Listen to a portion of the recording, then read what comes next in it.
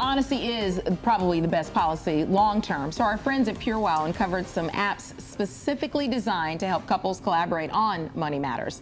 Twine allows couples to choose a shared specific goal, like paying off a credit card or taking a vacation. You pick an investment portfolio and recurring deposit amount, then it tracks your shared progress and offers suggestions along the way.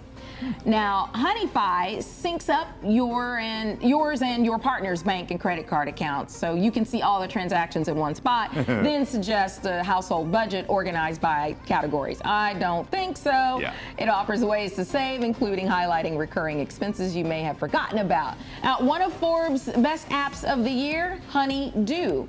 That offers radical transparency by allowing users to see what each partner is spending in real time. And the other can comment with emojis. So if your partner is on their third venti latte of the morning, reply with this. Yeah.